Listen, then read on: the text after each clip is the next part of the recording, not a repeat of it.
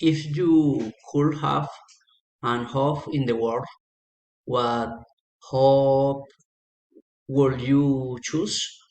Ambassador, engineer, great labor, chef, or an other explains. If I could have a hope, I think I would like to be an astronaut.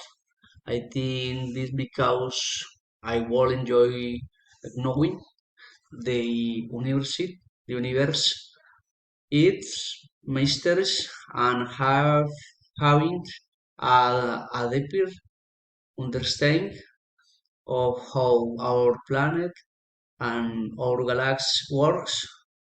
What has the last hope you had?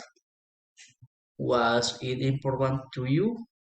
I think the most important hope I have ever had was working in a multinational company.